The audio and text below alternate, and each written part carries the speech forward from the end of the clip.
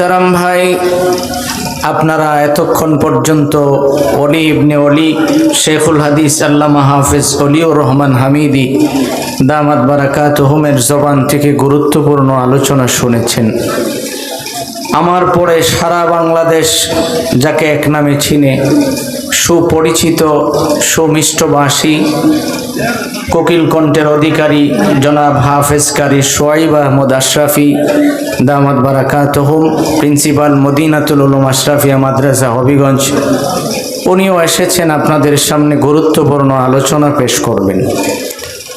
মধ্যে আমি কিছু সময়, হজরত রেস্টে আছেন, খানা খাচ্ছেন, উনি আসলে আমি ছেড়ে দিব।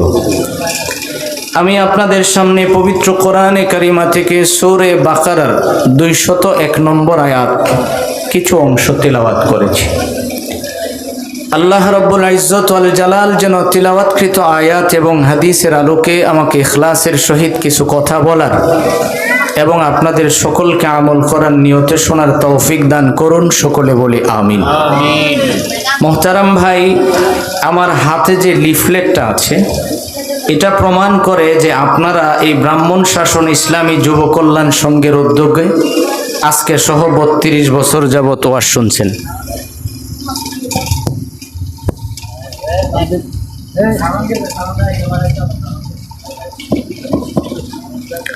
আজকে সহ 32 বার ওয়াজ শুনেছেন। আপনারা কি আমার কথাটা বুঝছেন? আমার একটা তবিয়ত ভিন্ন, আপনারা আমার সাথে কথা বলতে হবে, বলবেন ইনশাআল্লাহ? ইতিহাস থেকে আমরা যে জিনিসটা জানতে পাই, আপনার আমার নবী বিশ্বনবী মুহাম্মদ আরবি সাল্লাল্লাহু আলাইহি ওয়াসাল্লাম নবুয়ত পাওয়ার পরে 23 বছর ছিলেন। কত বছর ছিলেন? সবাই বলেন, কয় বছর? 23 বছর। নবীজি সর্বোচ্চ ওয়াজ করেছেন 23 বছর, আপনারা শুনছেন 32 বছর। তো 23 বছর সাহাবায়ে কেরাম নবীজির জবান মুবারক থেকে ওয়াজ শোনার দ্বারা তাদের ফায়দা কি হয়েছে? আল্লাহ রাব্বুল আলামিন কোরআন শরীফে পরিষ্কার জানিয়ে দিয়েছেন, সাহাবীদের উপরে আমি রাজি খুশি, তারাও আমার উপরে রাজি। সুবহানাল্লাহ। আচ্ছা, এবার আপনার কাছে আমার প্রশ্ন, আপনি 32 বছর যাবত ওয়াজ শুনছেন, ফায়দায় কি দাঁড়াইছে? এই যে আপনারা যেইভাবে বসছেন, মাহফিলের আদব রক্ষাটাও তো শিখেন নাই। কোরআনের কথা হবে, তো কোরআন শরীফের কথা যদি বলা হয় তো শুনতে গেলে শোনার মতো মন মানসিকতাও লাগবে। আপনি যদি উদাসীনভাবে বয়ে থাকেন, তাহলে উলামায়ে কেরামের কোনো জরুরত নাই যে আপনাদের সামনে কোরআন শোনানোর। শুনতে হলে আদবের সহিত শুনবেন, বেয়াদবির চেয়ে গায়রে হাজির অনেক ভালো। আল্লাহর কোরআনের কথা শুনবেন তো দিল থেকে শুনবেন। বলেন, আমরা এখানে কাকে রাজি করার জন্য এসেছি? সবাই জবান খোলেন, কাকে? কোনো সন্দেহ আছে? সন্দেহ করলে ঈমান থাকবে? ওয়াজের পরে বিরানি দিব? পাক হইছে কোনখানে? গন্ধ তো পাইলাম না। তো আইছেন এখানে ওয়াজ শুনতে, যদি এটাও না হয়, আপনারা কি আমার কথায় রাগ করে ফেলেছেন? আমি বেশি কষ্ট দিছি? তাহলে আপনারা আমার সাথে একটু জবান খুলে কথা বলবেন। আর এই মুরাদ যারা বই রয়েছেন, মনে হইতেছে আপনারা আলাদা কোনো গোত্রে, দয়া করে আপনারা গোষ্ঠী ভাগ করেন না, এই কাছাকাছি বলুন। যে মনে হইতেছে যে আলাদা কয়েক গোষ্ঠীর লোক আলগা আলগা বই রয়েছেন, যদি কোনো কারণে মাইল লাগে যাতে গোষ্ঠী উল্টা পাল্টা মাইল না হয়। একটু সামনের দিকে, মাশাআল্লাহ, একটু সামনের দিকে বসেন, অল্প সময় আমি কথা বলবো।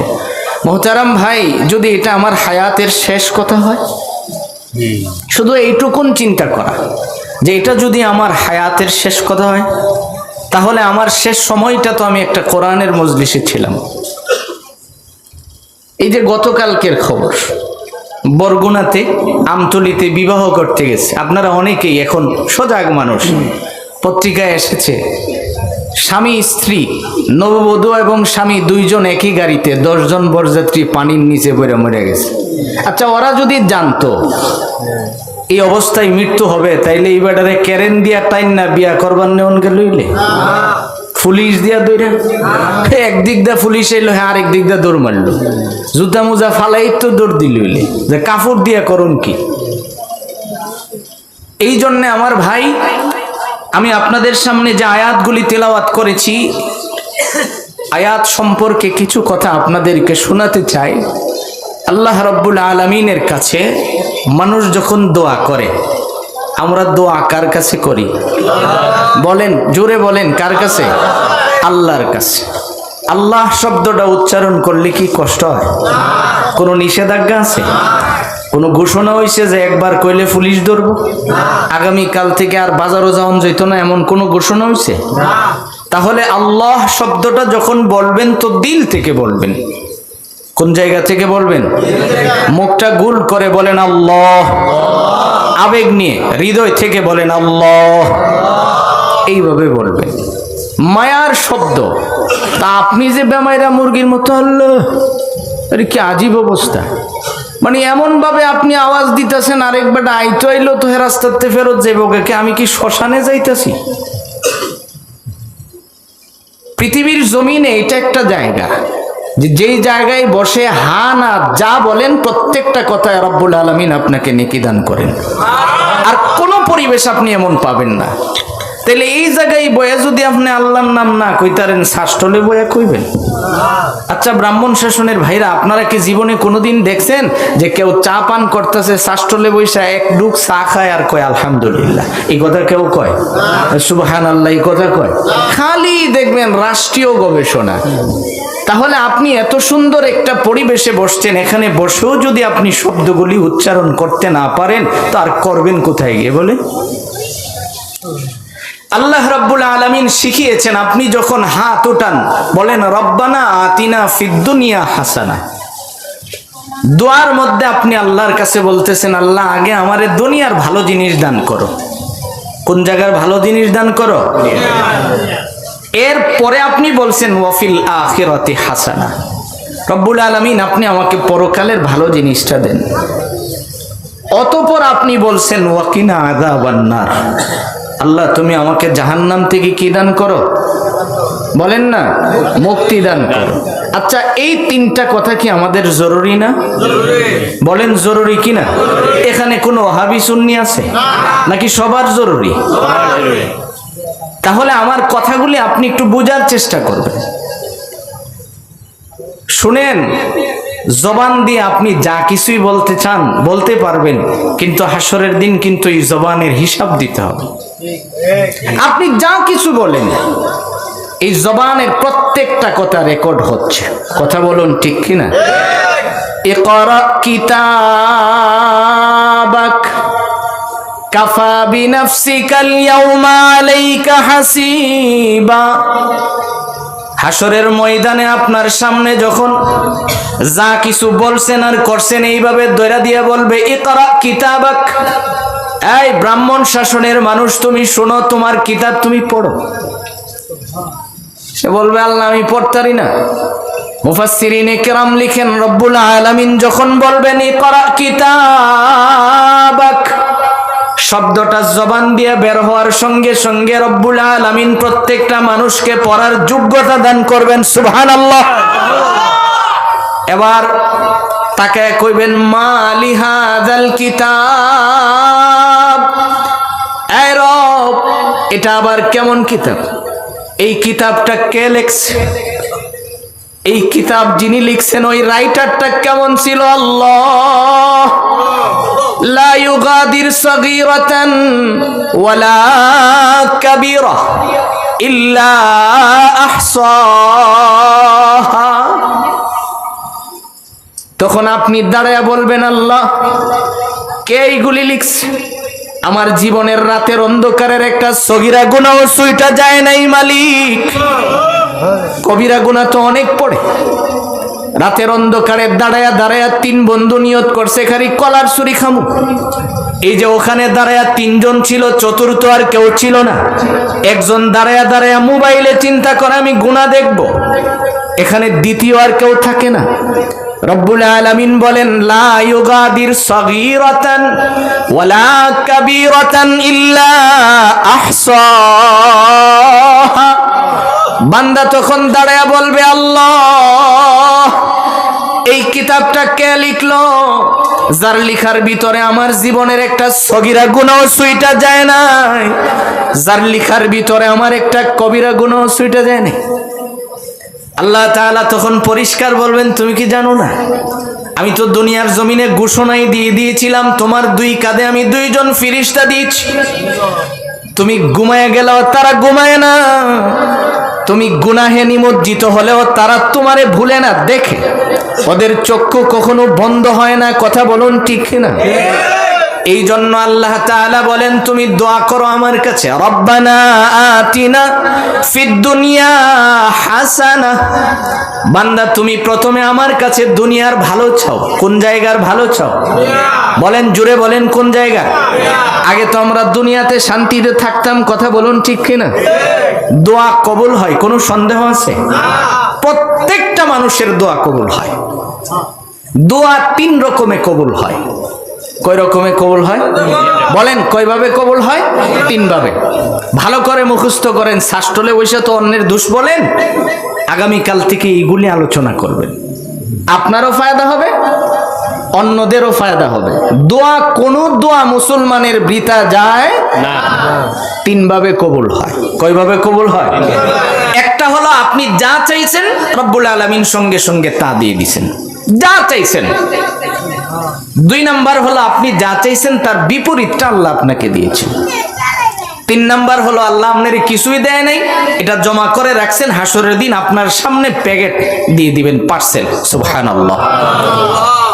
তাহলে বিশ্বাস এটা পূর্ণ যে মুসলমানের কোনো দোয়া বৃথা যায় না। এবার আসুন, আমি যা চাইলাম তার উল্টা হয় কেন? আমি চাইলাম 1 লক্ষ টাকা, কিন্তু দেখা গেল আমার ঘরে একটা গরু আছে, এটাও চুরে নিছে গা, তাহলে আমার দোয়াটা উল্টা হইল না? চাইলাম 1 লাখ দরকার, এখন 1 লাখ তো আল্লাহ দিলই না, আরো 1 লাখ টাকার গরু কি নিল? চুরে নিল। তাইলে দোয়া কেমনে কবুল হইল? মুফাসসিরিন ইকরাম তার চমৎকার জবাব দিয়েছেন। আমরা জানি ইতিহাসের কিতাবে একজন মহিলার নাম পাওয়া যায়, যার নাম হযরতে হান্না।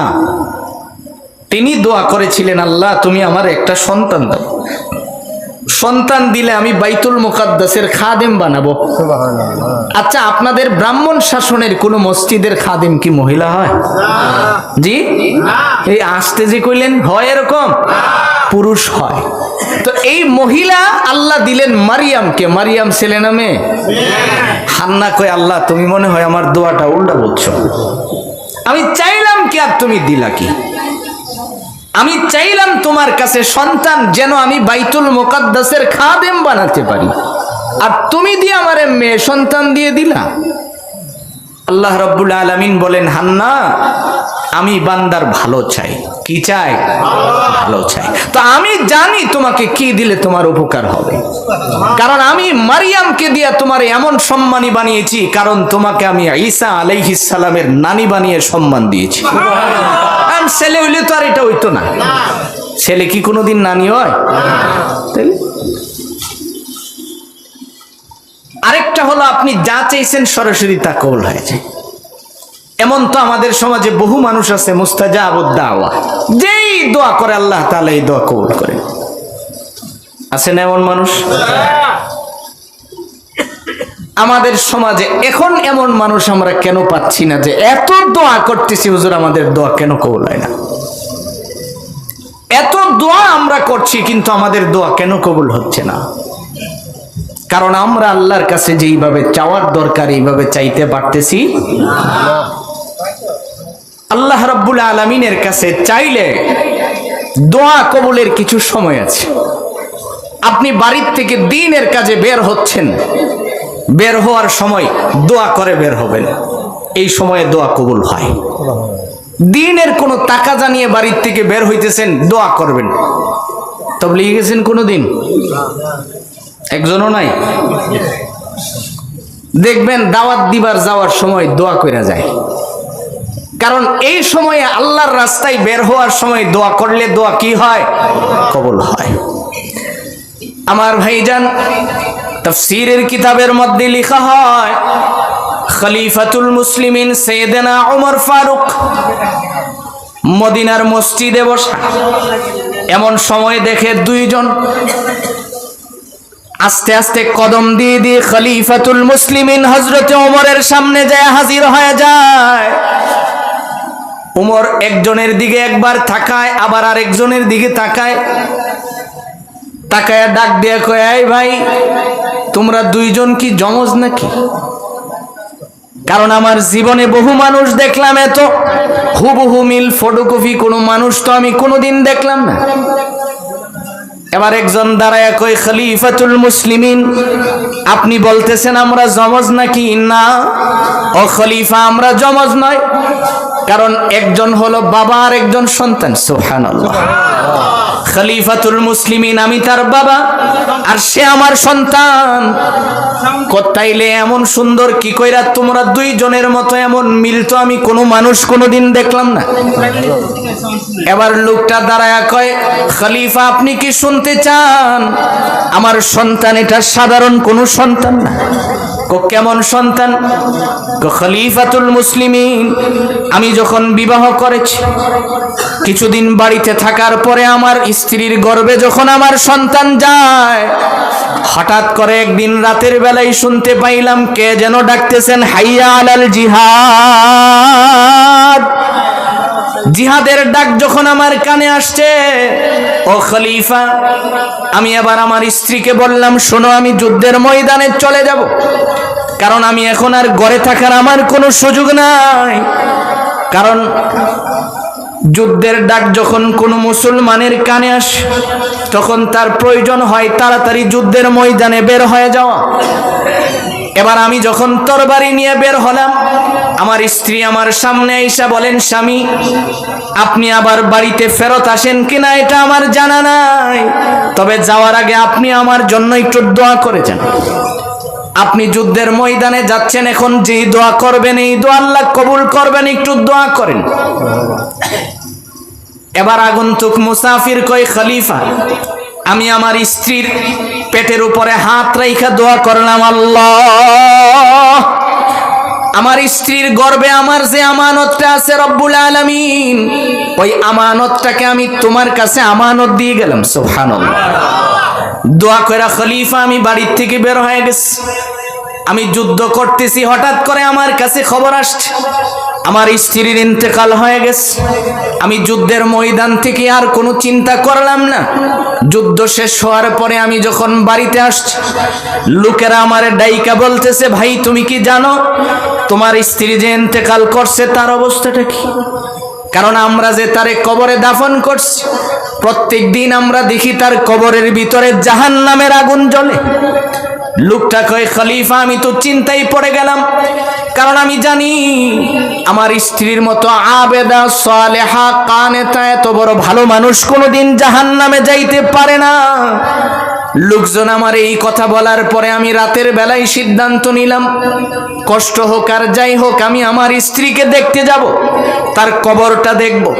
খলিফাতুল মুসলিমিন, ভালো করে আপনি শুনেন, আমি দূর থেকে তাকায়া দেখি তারা যেমন বলছে তেমনই দেখা যায়। ওই যে কবরের ভিতর থেকে আগুনের লেলিখান শিখা বের হয়।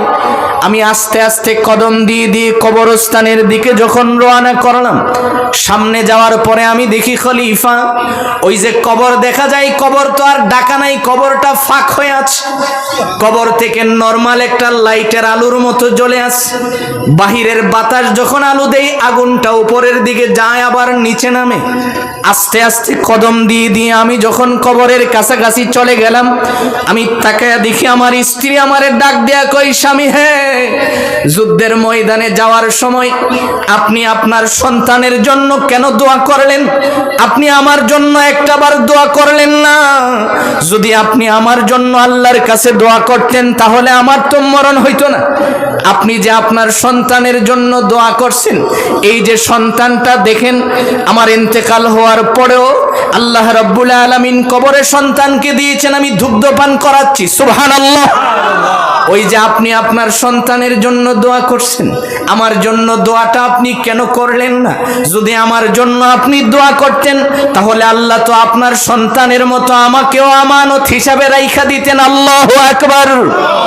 নেন আপনার সন্তান আপনি নিয়ে যান। এ খলিফা, ওই যে সন্তানটা আমার কোলের মধ্যে উঠায়া দিল, আমার স্ত্রীর কবর বন্ধ হয়ে গেছে, আর কবরও দেখা যায় না, কবরের ভিতর থেকে কোনো আলো বের হয় না। এই খলিফা আপনি শুনেন, এই সন্তানটা আমার ওই সন্তান, সুবহানাল্লাহ। এই জন্য রব্বুল আলামিন ওই সন্তানটারে আমার চেহারার মতোই বানায়া দিছে, সুবহানাল্লাহ। এই জন্য আমার ভাই, দোয়া তো কিছু কিছু সময় এমন হয় রব্বুল আলামিন সঙ্গে সঙ্গে দোয়াগুলি কবুল করেন। তো আমাদের কাজ হলো দোয়া করা। আমরা যখন দোয়া করি আল্লাহর কাছে প্রথমে দুনিয়ার ভালো জিনিস চাই, কথা বলুন ঠিক কিনা? আপনি দোয়া করতে অবহেলা করেন, মসজিদে ইমাম সাহেব দোয়া করতেছে নামাজের পরে যদি 5টা মিনিট সময় হয় আপনি ফুল গরম হয়ে গেছেন, আরে বলে কি একদিন আমাকে জান্নাত দিয়ে দিব, এত লম্বা দোয়া করুন লাগে?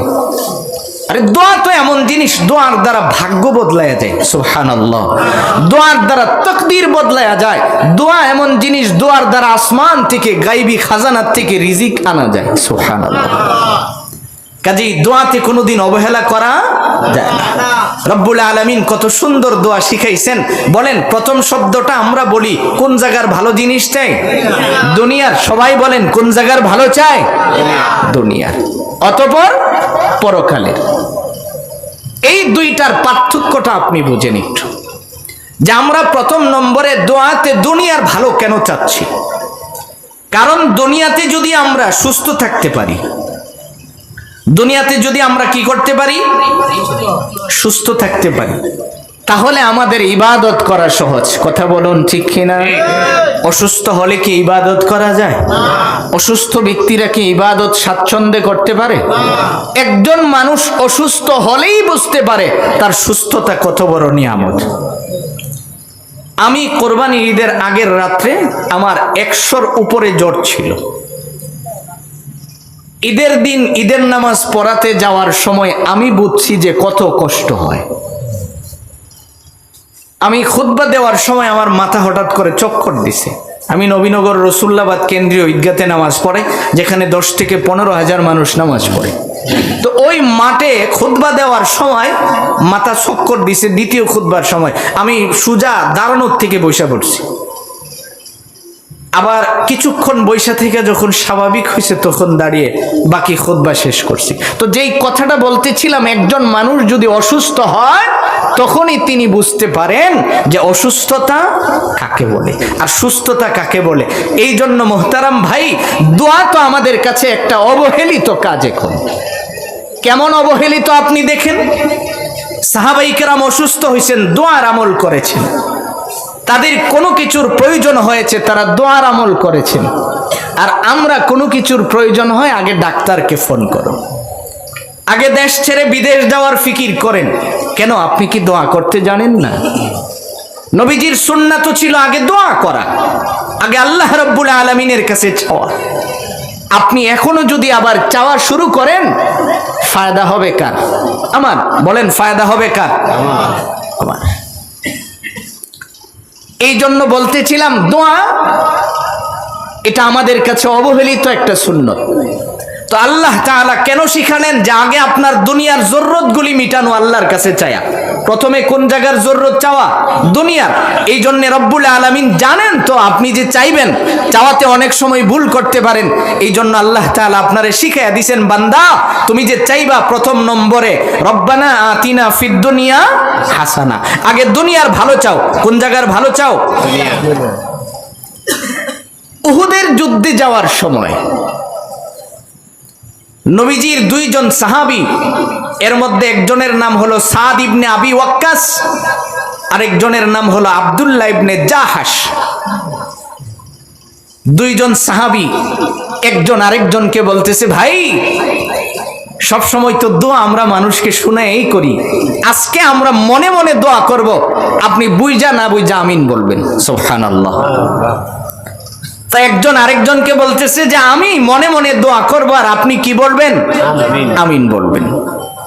মুসলমানের মধ্যে তো এমন হওয়া উচিত ছিল যে ভাই আমরা দোয়ার আমল করি, যে আপনি দোয়া করেন আমি আপনার সাথে আমিন বলি। দুইজন সাহাবী মনে মনে দোয়া করলেন, আমিনও বলা হলো। ওরা যুদ্ধের ময়দানে প্রবেশ করবেন।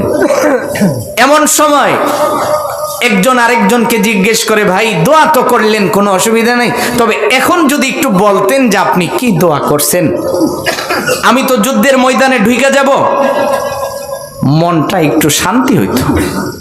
সাদ ইবনে আবি ওয়াক্কাস বলেন যে আমি দোয়া করছি আল্লাহর কাছে, আল্লাহ আমি যুদ্ধের ময়দানে ঢুকার পরে আমার সামনে অনেক সম্পদশালী একজন কাফেরকে দিয়া দিবা, আমি যেন আমার তরবারি দিয়া তারে হত্যা করতে পারি, তার কাছ থেকে মোটা অঙ্কের গনিমতের মাল সংগ্রহ করতে পারি, আর যেই মাল দিয়ে আমি মুসলমানদের সহযোগিতা করব। এবার জিজ্ঞেস করে আব্দুল্লাহ ইবনে জাহাশকে, তুমি বলো যে তুমি কি দোয়া করছো? আব্দুল্লাহ ইবনে জাহাশ বলেন, আমি দোয়া করছি আল্লাহ দুনিয়ার থেকে তো আমি চলেই যাব, তবে যাওয়াটা যদি আমার শহীদি মরণ হয়।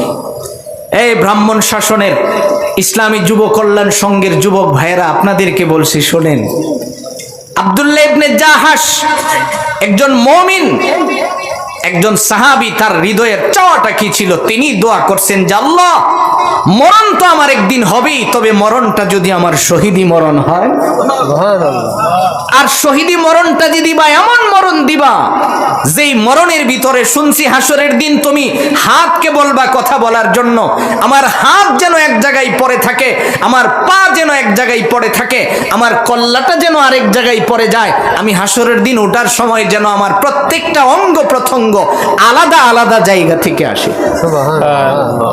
মোহতারাম ভাই, মুফাসসিরিনে কেরাম লিখেন, পৃথিবীর মানুষ শোনো, উহুদের যুদ্ধে ঢোকার সময় দুইজন সাহাবীর দোয়া হয়ে গেছে, রব্বুল আলামিন দোয়া কবুল করছেন। সাদ ইবনে আবি ওয়াক্কাস ওনার দোয়া এমন ভাবে কবুল করছেন, উনি অনেক সম্পদশালীও হয়েছেন। যুদ্ধ থেকে ফেরার পরে দেখা যায় আব্দুল্লাহ ইবনে জাহাশ ওনার লাশ পড়ে আছে এক জায়গায়, হাত একটা পড়ে রয়েছে আরেক জায়গায়, মাথাটা এক জায়গায় পড়ে রয়েছে, পার টুকরাগুলি আলাদা আলাদা পড়ে রয়েছে।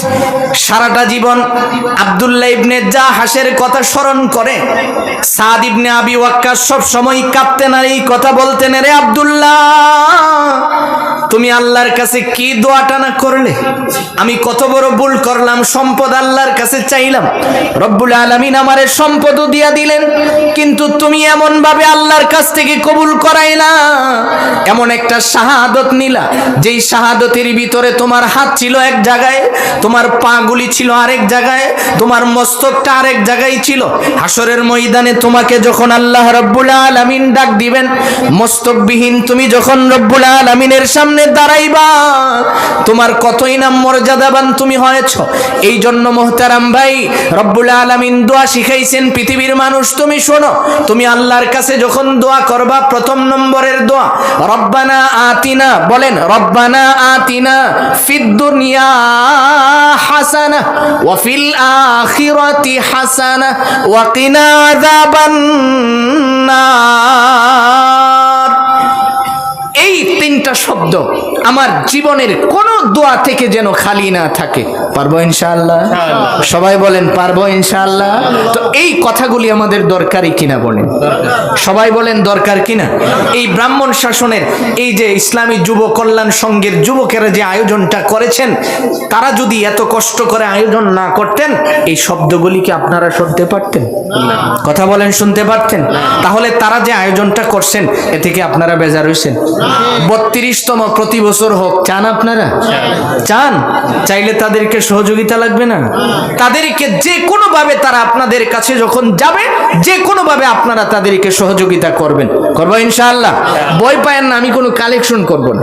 তো আপনাদেরকে যেই কথাটা আমি বুঝাতে চাচ্ছি, এই যে নওজোয়ানগুলির হৃদয়ে বিশ্বনবীর ভালোবাসা এমন ভাবে ঢুকছে, আল্লাহর ভালোবাসা তাদের হৃদয়ে এমন ভাবে ঢুকছে যার কারণে তারা এই সবকিছুকে উপেক্ষা করে কোরআনের একটা আয়োজন আপনাদের সামনে হাজির করেছেন। এতে আপনারা খুশি হয়েছেন তো? এই নওজোয়ানগুলিকে আল্লাহর কাছে আমানত দিয়ে গেলাম, সকলে বলুন আমিন। আল্লাহ তাআলা তাদের জানে মালে বরকত দান করুন। এবার আসুন আমি আপনাদেরকে শেষ কথাটা শোনাই। মোহতারাম ভাই, যেই কথাটা বলতেছিলাম, দোয়া এটা মুসলমানের সবচেয়ে বড় হাতিয়ার। বলেন সবচেয়ে বড় কি হাতিয়ার? আপনারা ইতিহাস তালাশ করলে পাবেন, বনি ইসরাইলের 3 যুবকের কথা হাদিসের কিতাবে পাওয়া যায়, বুখারীতেও আছে, অন্যান্য অনেক কিতাবের মধ্যে আসছে। 3 ব্যক্তি গুহার ভিতরে ঢুকছে, আপনারা জানেন পাথর পয়রা গুহার মুখ বন্ধ হয়ে গেছে। ধাক্কায়া যেই পাথর সরাতে পারে না, কেবল দোয়ার মাধ্যমে সেই পাথর তারা সরিয়ে দিয়েছিল। সুবহানাল্লাহর সাথে কোনো শত্রুতা আছে নাকি আমার সাথে? রাগ করতেছেন হুজুর আপনি ছাড়েন না, আমাদের প্রধান বক্তা আইতে পারতেছে না, এরকম? আমি কিন্তু আশরাফি ভাইকে পরিষ্কার বলে দিয়েছি, আপনি যখন আসবেন আমি তখন ছেড়ে দিব। আমার জন্য আপনি দেরি করবেন এটা হবে না। আমি ওনাকে বলে দিয়েছি, ওনার ইখতিয়ার, উনি যখন আসবে আমি তখনই ছাড়ব। মোহতারাম ভাই, যে এই কথাটা বলতেছিলাম, 3 যুবক গুহার ভিতরে ঢুকছে। আপনারা জানেন এত বড় পাথর ঢুকছে, যেই পাথর তারা ধাক্কায়া সরানোর কোনো সুযোগ ছিল না, কিন্তু সেই পাথর দোয়ার মাধ্যমে রব্বুল আলামিন কি করছেন? সরায়া দিয়েছেন। আমি যদি এদিকে বলতে চাই অনেক লম্বা সময় চলে যাবে, আমি যাব না। আমি আপনাদেরকে সোয়াইব আশরাফি ভাই আসার আগে আপনাদেরকে একটা কথা শোনাই। এই যে আপনারা যে বেমাইরা মুরগির মতো সুবহানাল্লাহ কোন, এই আওয়াজটার একটু সংশোধন করেন। সুবহান শব্দের অর্থ পবিত্র, সুবহানাল্লাহ মানে আল্লাহ পবিত্র। কোনো সন্দেহ আছে? সন্দেহ করলে ঈমান থাকবে? তাহলে এই শব্দটা কি বেমাইরা মুরগির মতো আওয়াজ দিয়ে কইবেন? একটু উচ্চ আওয়াজে বলেন সুবহানাল্লাহ, দিল থেকে বলেন সুবহানাল্লাহ। এই যে শব্দটা আপনি পড়ছেন, লাভ কি হয়েছে জানেন? গোটা দুনিয়ার জমিনের চামড়াটা উঠায়া, কুরবানির সময় গরুর চামড়া উঠাইছেন না, এইভাবে জমিনের পুরা চামড়া উঠায়া এক গাঁটটি সওয়াব আল্লাহ তাআলা আপনাকে দান করছেন। আরেক জায়গায় আসছে সুবহান শব্দের অর্থ যেমন পবিত্র, সুবহানাল্লাহ মানে আল্লাহ পবিত্র। নবীজি বলেন কেউ যদি দিল থেকে এই শব্দটা বলে, রব্বুল আলামিন ওই বান্দাকে গুনাহ থেকে পবিত্র বানিয়ে দেন। তাহলে এই দামি শব্দগুলি সুযোগ মতো ব্যবহার করতে হয়। এবার আসুন, আমরা জানি পৃথিবীর জমিনে একজন নবী ছিল, হযরত আইয়ুব আলাইহিস সালাম। এই যে দোয়া, এই দোয়াটা কত দামি একটা দোয়া, এটা বোঝানোর জন্য সংক্ষিপ্তভাবে আপনাদেরকে শোনাচ্ছি যে আইয়ুব আলাইহিস সালাম 70 বছর সুস্থ ছিলেন। কয় বছর সুস্থ ছিলেন? 70 বছর পূর্ণ সুস্থ ছিলেন। 18 বছর উনি অসুস্থ ছিলেন। কয় বছর অসুস্থ ছিলেন? অসুস্থ হওয়ার পিছনে অনেকগুলি কারণ বর্ণিত হয়েছে, কারণগুলি বলতে যাব না। অসুস্থ হতে গিয়া এমন হয়েছে সারা শরীরে পছন ধরে গেছে, শরীর থেকে দুর্গন্ধ ছড়াচ্ছে। নবী আইয়ুব চিন্তা করলেন যে আমি যদি লুকালয়ে থাকি তাহলে মানুষের কষ্ট হবে, আমি লুকালয় ছেড়ে জঙ্গলের এক কিনারে স্বেচ্ছায় চলে যাই। ওখানে উনি চলে গেলেন জনগণের সুবিধার্থে। রহিমা আলাইহাস সালাম 13 বছর মানুষের বাড়িতে যায় কাজ করে, খাবার আয় না, নিজের দাঁত দিয়া চিবায়া, নিজের জিহ্বাটারে চামচ বানায়া, স্বামীর মুখের ভিতরে ঢুকায়া ঢুকায়া 13 বছর খানা খাওয়াইছেন। আপনার আমার স্ত্রী হলে কয়দিন খাওয়াইতো? উত্তর দিছেন না কেন আমি জানি। যে হুজুর আওয়াজটা যদি জোরে হয় আর বাড়িতে যায়, রাত্রে যদি বাড়িওয়ালি দরজাটা না খুলে, যে আমার বিরুদ্ধে সাক্ষী দিছো, যাও কি মোল্লা বেটার সাথে যাও। রহিমা আলাইহিস সালাম ভালো করে বুঝেন, নিজের মুখে খাবার দিয়া চিবায়া, দাঁত দিয়া চিবায়া চিবায়া, নিজের জিহ্বাটারে চামচ বানায়া এক টানা 13 বছর খানা খাওয়াইছে। খাওয়ানোর পরে একদিন সকালে বলতেছে, স্বামী আপনি আমার জন্য একটু দোয়া করেন আল্লাহর কাছে, দোয়া করলে আল্লাহ তাআলা আপনারে সুস্থ করে দিবে। আইয়ুব আলাইহিস সালাম বলেন, রহিমা আমি দোয়া করলে আল্লাহ সুস্থ করে দিবে, ঠিক আছে, কিন্তু আল্লাহ তাআলা যদি আমাকে হাসরের দিন জিজ্ঞেস করে, আইয়ুব সুস্থ ছিল 70 বছর, অসুস্থ হইছ মাত্র 13 বছর, এখনই অতিষ্ঠ হয়ে গেলে আমি কি জবাব দিব? এই জন্য রহিমা আমি দোয়া করব না। এবার রহিমা উচ্চাকো, আমি জানতাম আপনি যে দোয়া করতেন না, কারণ কষ্ট তো আপনি করেন না, কষ্ট তো আমি করি। মহিলাদের দেইরা জবাব দেওয়া এটা তাদের জন্মগত স্বভাব। আপনি দেখবেন বাজার থেকে আপনার 21 সয়ার করি বাজারতে আওয়ার সময় 10 টাকার দৈন্যা পাতা আনতে আপনি ভুলে গেছেন, 2000 টাকার বাজার আনছেন, দেখবেন ফল্লা কথাটাই কইব, তোমারে কোনো কাম দিয়া জীবনে শান্তি পাইলাম না। আচ্ছা আপনি বলেন, এই 10 টাকার দৈন্যা পাতার ভিতরে কি সমস্ত শান্তি ঢুকে গেছে? তাহলে জবাবটা যে এরকম দিল, মানে এটা তার আদত এই ধরনের জবাব দেওয়া। এই যে জবাবটা দিছেন আল্লাহ রাব্বুল আলামিন খুব মাইন্ডে নিয়েছেন জবাবটা। আইয়ুব আলাইহিস সালামের শরীরে যত পোকা আছে ওখান থেকে একটা পোকারে হুকুম দিছে, তুমি যে 100% ব্যথা নিয়ে আইয়ুবের শরীরে কামড় দাও, 90% মাইনাস কইরা 10% ব্যথা নিয়ে রহিমার জিহ্বার কিনারে আস্তে করে একটা কামড় দিয়ে দিও যখন খাবারটা দিতে হয়। যখন কামড় দিছে তাফসীরের কিতাবে আসছে, একটা চিৎকার দিয়ে রহিমা বেহুশ হয়ে জমিনে পড়ে গেছে, প্রায় কয়েক ঘন্টা বেহুশ হয়ে জমিনে পড়েছিল। হুশ আসার পরে এখন স্বামীর গলা জড়াইয়া ধরে কও, আমি তো মনে করছিলাম আপনি মনে খুব আরামে আসুন, মাফ করে দিন।